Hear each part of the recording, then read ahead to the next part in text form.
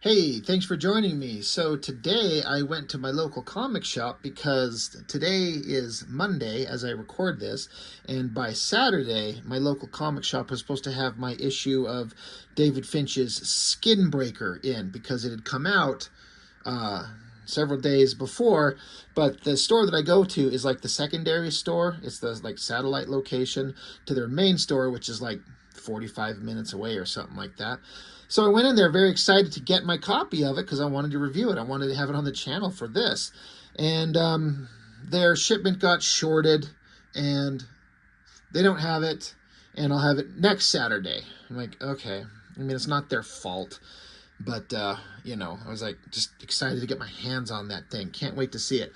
So, digging through my books, I found something else for David Finch to look at. Not that I needed to show his work, but, this is something that I would have wanted to show anyway. Back in, I believe it was 2010, for DC Comics, it was a really, really big deal. David Finch was going to do a big run on Batman. And at the time, I was not interested in David Finch's work. I've reviewed several things that he's done on the channel. I was showing how he started out on X-Force. X-Force, Jesus Christ, sorry. I just got done reviewing an issue of X-Force. Good God. He was doing Cyber Force is the word. That's when he kind of got his start. And even from his earliest kind of get-goes in the 93 or 94, when he started, you could tell this guy had some serious talent. If you go back and look at those early Cyberforce issues compared to what he does now, you could kind of tell that it's still the same artist, but you can just see how he's just gotten so good. But there was a stretch of time, he did his Cyberforce, and then he did like Aphrodite 9, he did Ascension, and he started to develop some really interesting and weird kind of quirky art stylings that I was not a big fan of. Like, he was clearly incredibly talented, but he did certain things with the way he draws certain things, faces. He had a long time struggle with female faces that looked really weird. And he was on an X-Men run of some type working at Marvel. And I don't remember what issues it was, but there was some Marvel issue that I had read that he had drawn. And I remember shutting that book and saying, I am done collecting anything David Finch draws. I'm done. Just something about it was just irritating to me. I couldn't stand it.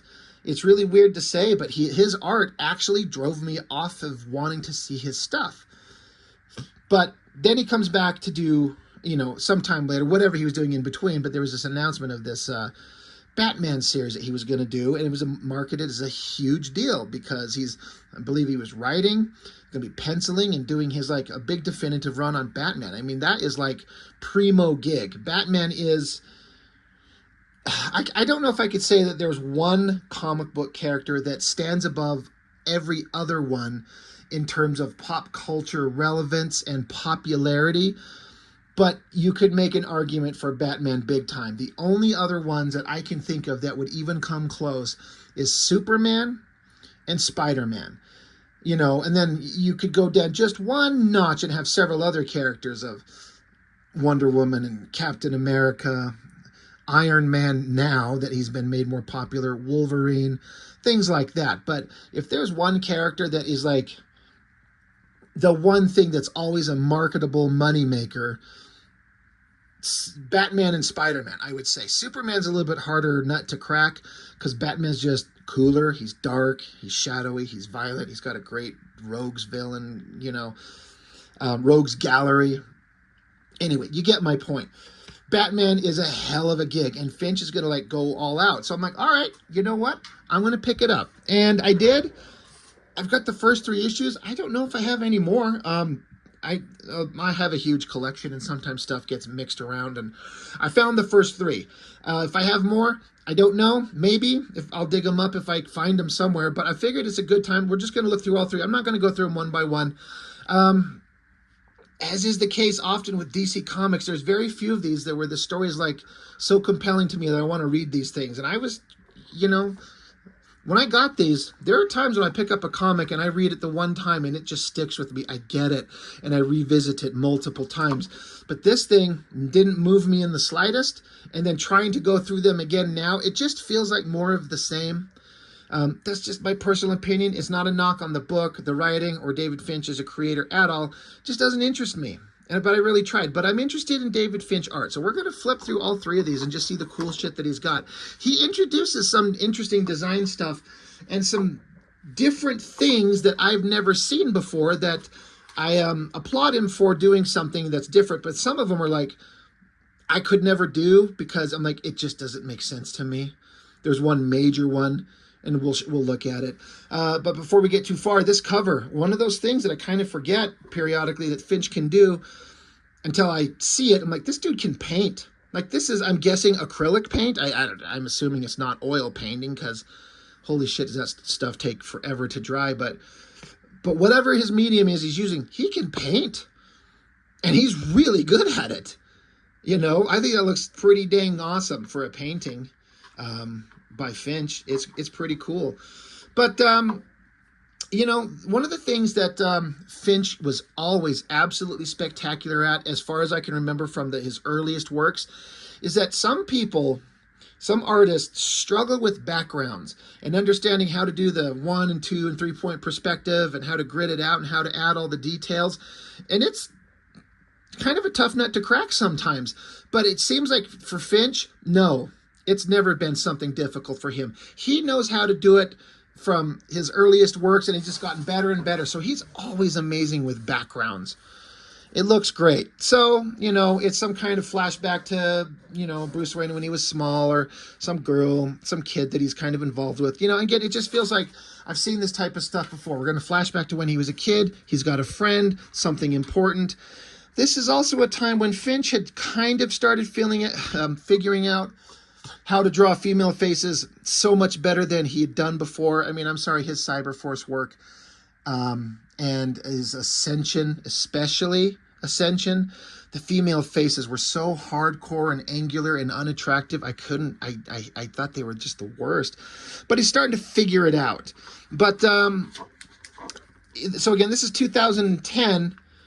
So quite a while ago, but his artwork looks pretty dang fantastic all around. But having seen his newer work, especially the preview work that's coming out on that Skinbreaker comic, this still feels like this is not the best that he can be, because it's not, right? I mean, he's one of those artists where they just kind of keep refining and working on their craft. He's one of those artists that's been working for a long time and hasn't decided to jump off into another field of art that pays better and more consistently. Maybe it's because he's pretty reliable and marketable, but he stays with comics because it seems like David Finch loves comics and loves comic art. He's been doing it, as far as I know, as long as he got into the industry, when he could have gone off and done something else. So I give full credit to that, but this is better than his earlier work, but it's not as good as his current stuff. And so I appreciate kind of being able to see that trajectory of his skill, where by all measurable, you know, metrics, his artwork started out pretty good. It's just gotten better and better and better, and he's never really faltered. And his current Skinbreaker stuff, which we'll get to as soon as I get my hands on it, is his best looking stuff by far.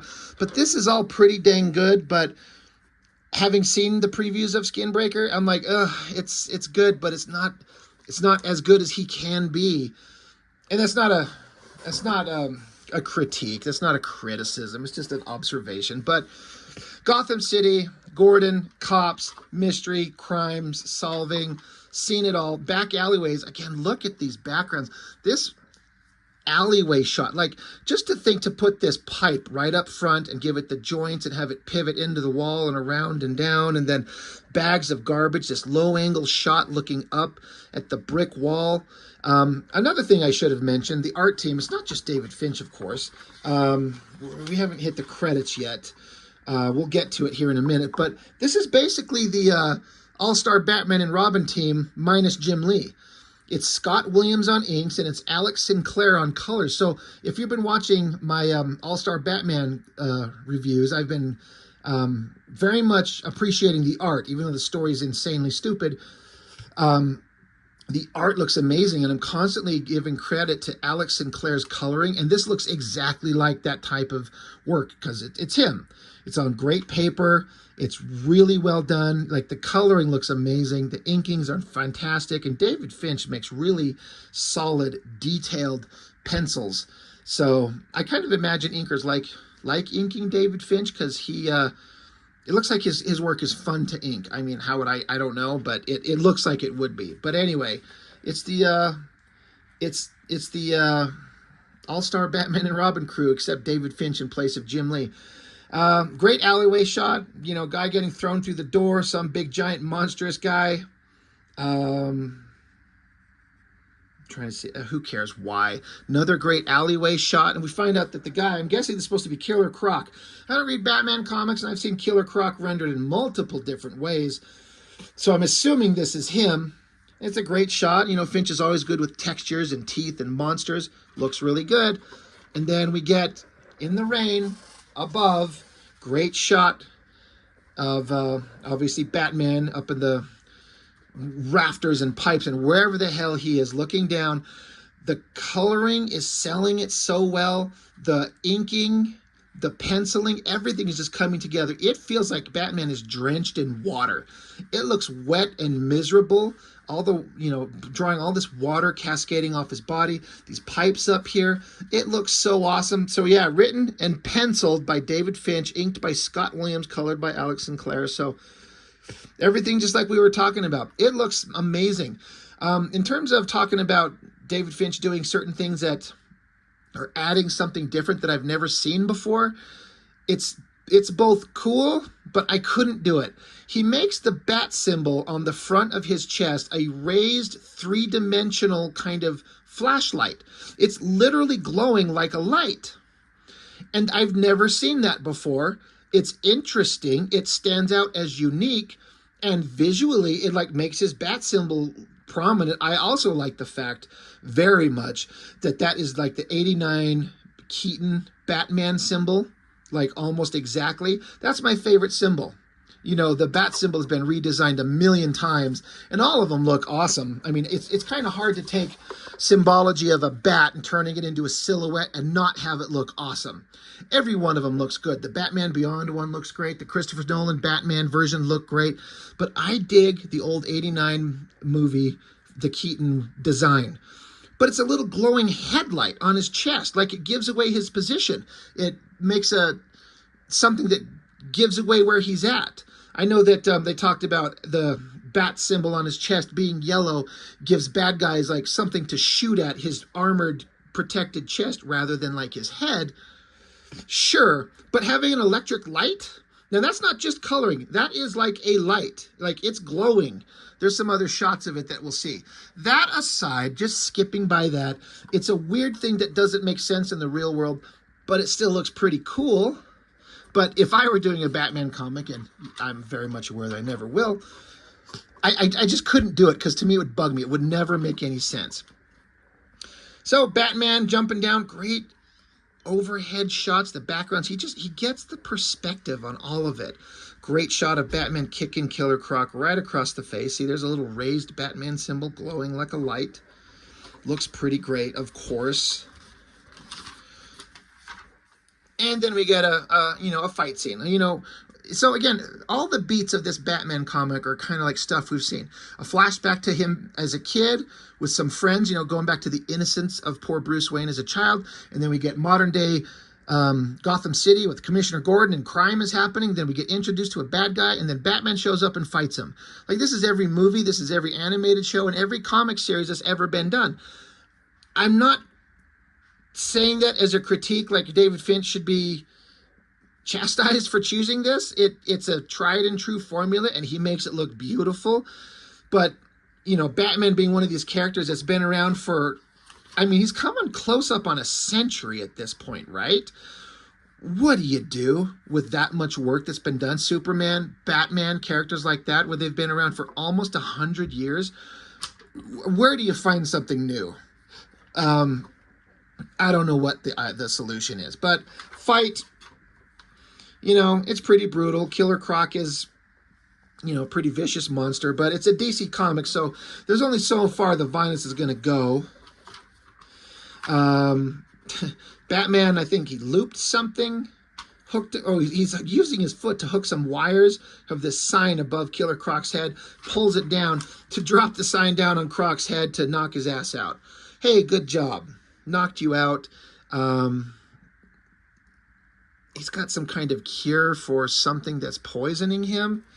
Again, I didn't go through and read this thing in detail. I tried, and I was just like, ugh.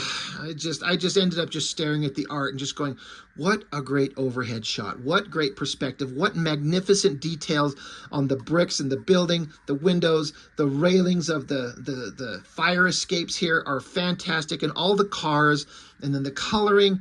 It's just beautiful. But crime scene, Gordon shows up, they talk to Batman, there's problems, there's troubles, more great background. Like, look at these shots. Finch is so good. He's also good with lighting, heavy shadows. All of that stuff looks great. What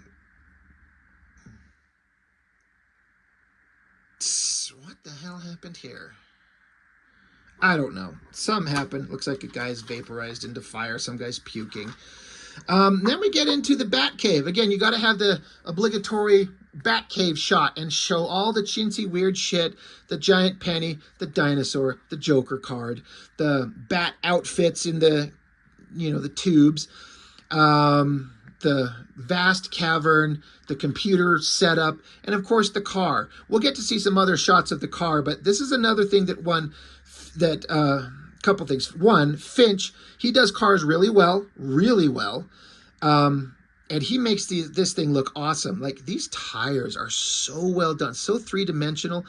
I've tried drawing round shapes and tires and things like that, and there's a technical kind of precision way to make that look really good that I cannot figure out, and he makes it look really good. But as is also the case with every artist that tackles Batman, everyone designs their own Batmobile, which I get. It's never consistent. It's never the same. We'll get a better shot of this thing later, but these dual wheels are on the front of the car. There's like 2 wheels on each side up front. So there's 4 wheels on the forward axle and then big giant tires on the back by the rocket engine. It looks kind of neat, but I do not get the structural interest or the point of that.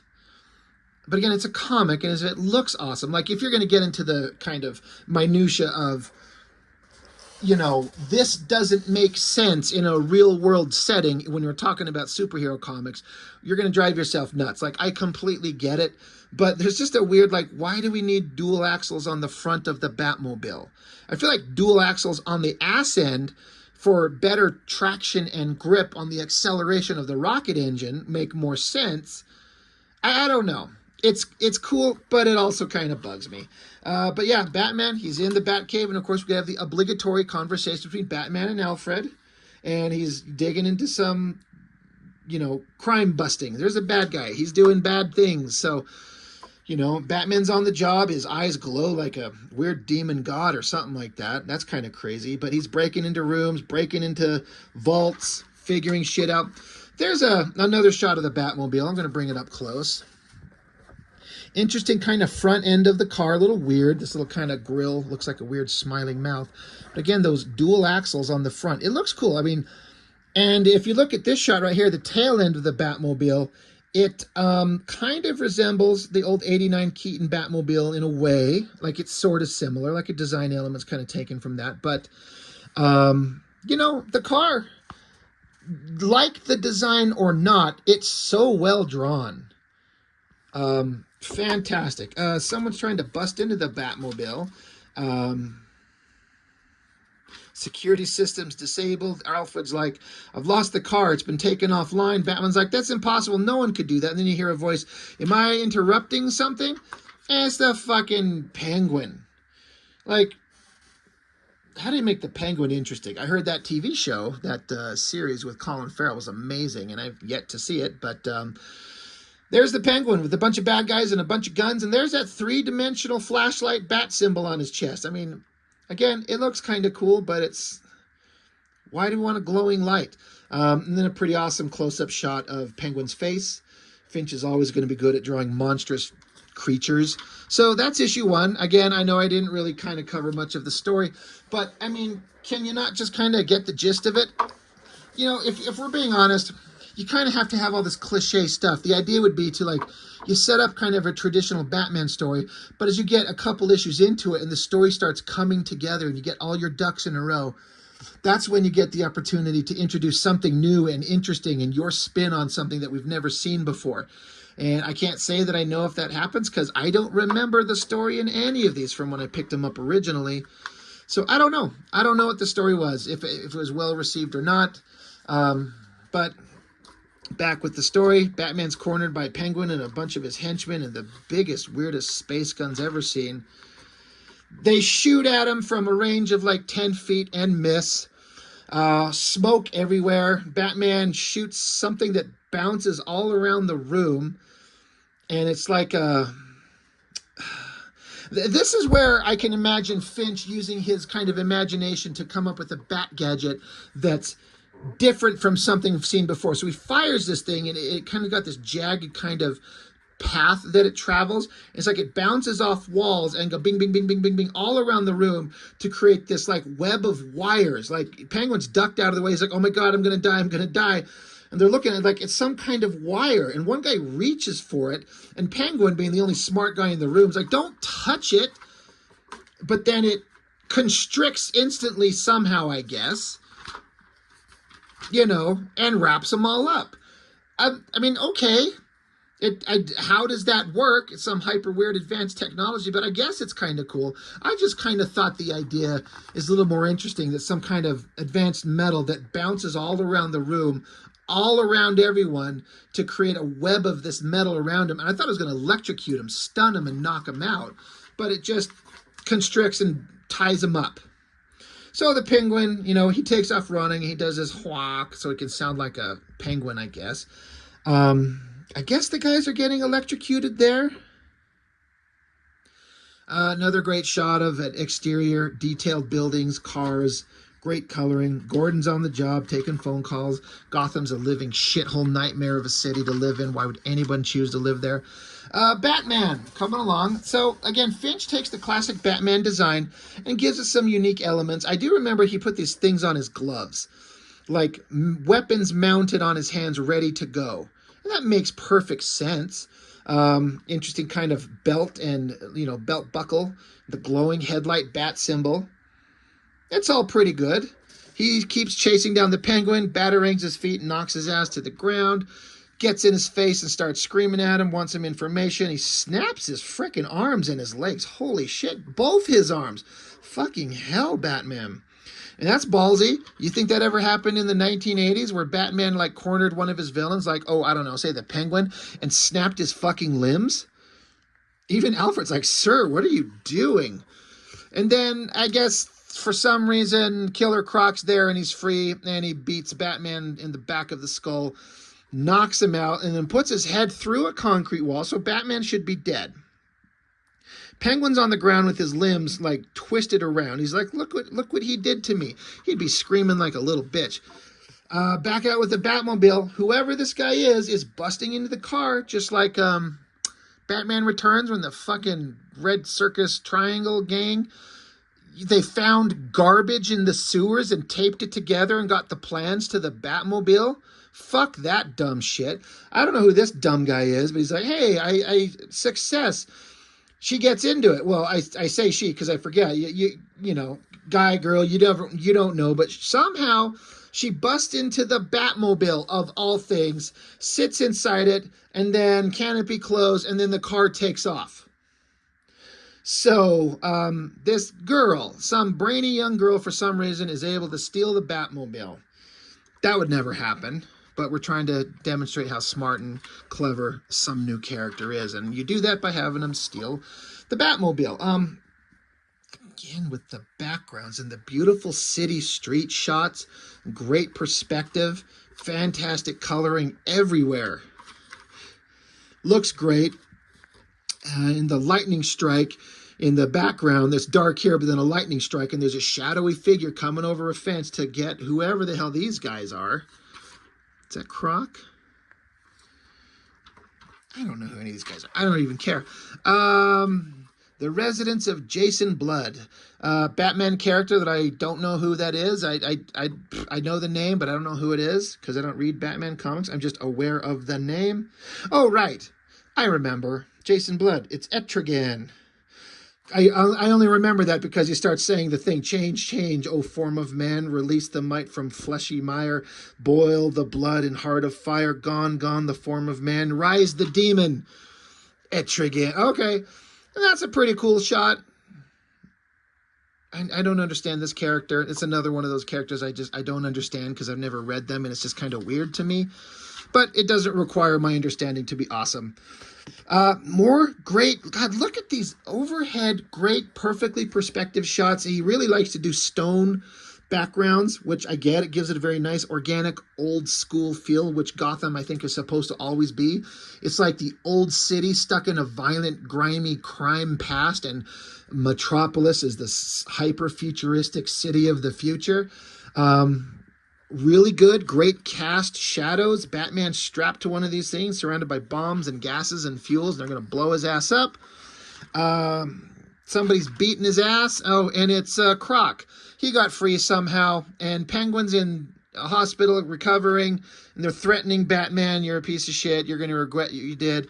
That's a rough looking face on Batman right there, I got to say. I mean, they all can't be winners. And then, I'm sorry.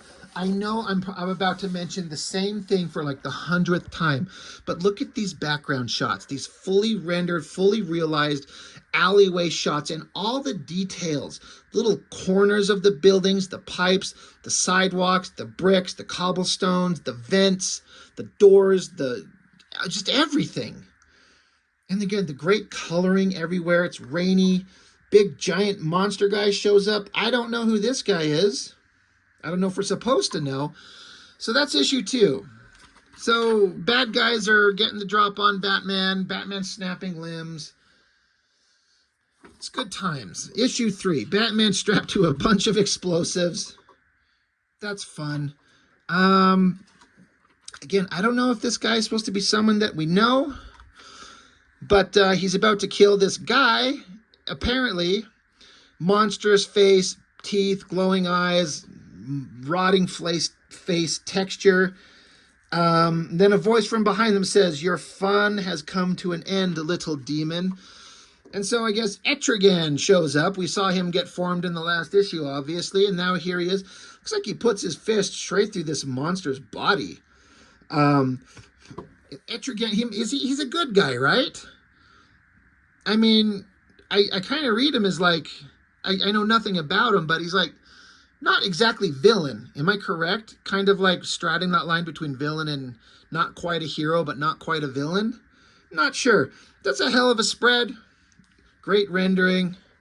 Great coloring. Scott Williams and Richard Friend inking this one. So Richard Friend is amazing.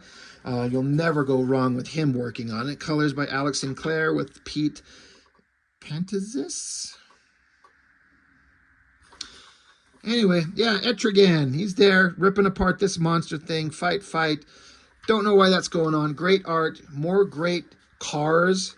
I mean, look at these cars. This is like a vehicle from like the 30s or the 40s, right? And then there's like a modern day SUV back there. But yeah, the Batmobile, whoever the girl is, she stole the car. She's taken off in it. And she gets communications with probably Batman. She's like, how do you drive this thing? You're like, you don't, but seeing as how you are, I guess I should help you before someone gets hurt. Gordon and, I don't know, is this Eckhart or whatever the guy's name is? I think Eckhart was the name in the Batman Keaton movie, but what's the name of the animated series? I can't remember. Who cares? You know, more cop procedural stuff. Batman still trapped, having some words with the Penguin. Lots of conversation.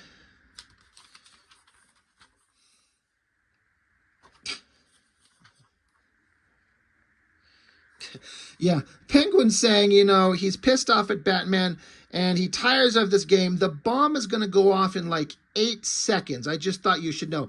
And Croc is like, what?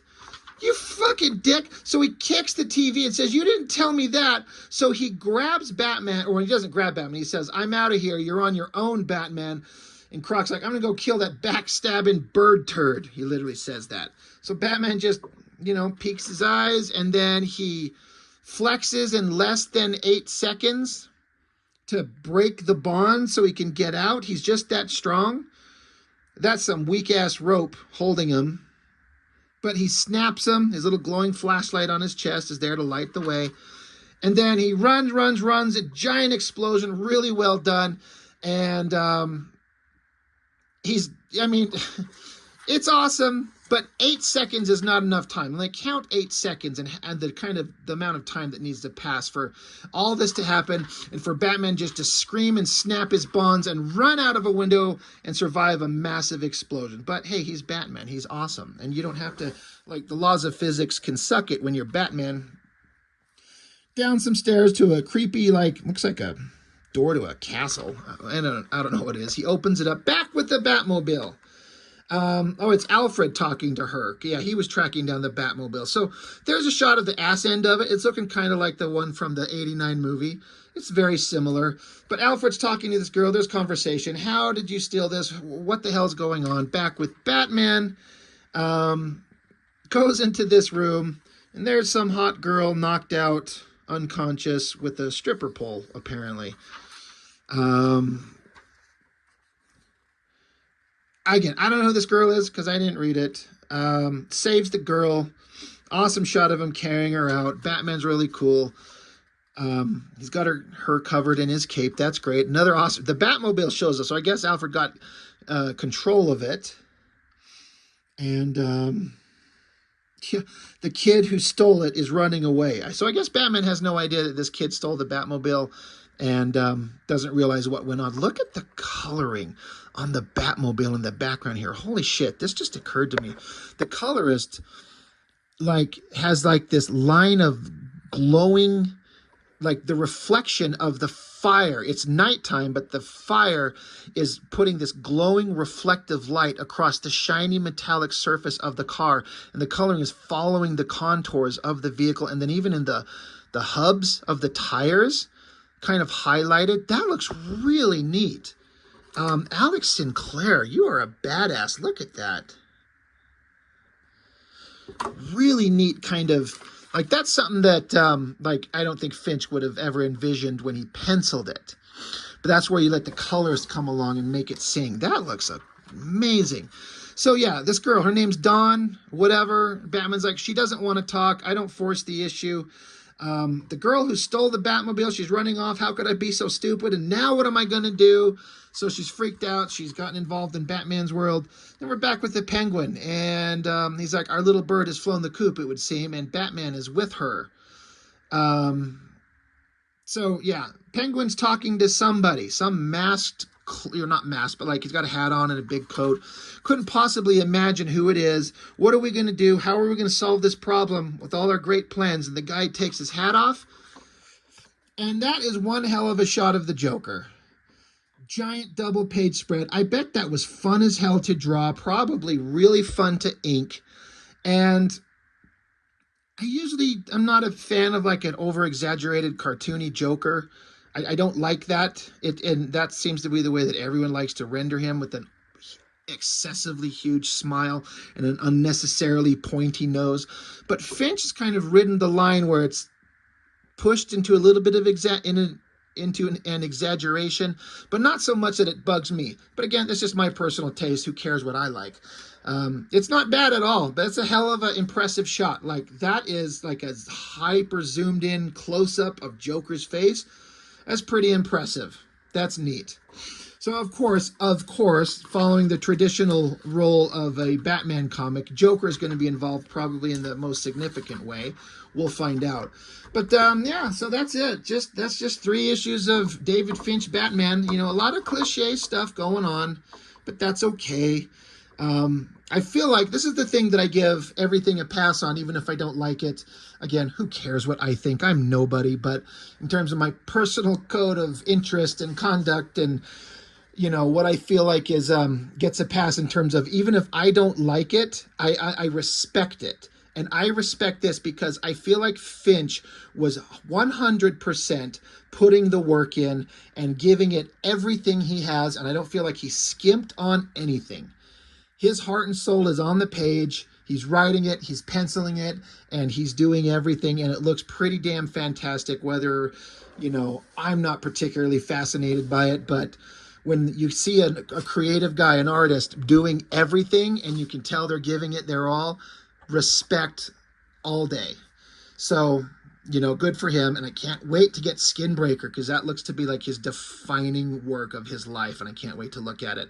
I even hear there's a giant, like, treasury-sized edition of issue 1. And if I understood correctly, if I heard correctly, they're going to do treasury-sized issues of every issue of Skinbreaker. So I got to see if I can't track those down. So anyway, that aside, David Finch seems like a really nice guy. If you ever look at any interviews with him or his live streams, seems like a really humble, nice, really like cool guy, and he puts in the work, and he loves to draw comics, and he's still drawing comics. So I will respect the man for all time for that. He's not just like trying to do cover work or anything like that. He wants to draw stories. And that's the kind of comic artist I want to follow. I don't want to follow cover artists. I want to follow storytellers. And that is David Finch, and he's a bad motherfucker. So that's all I've got for this one. Thank you so much for watching. I will see you next time.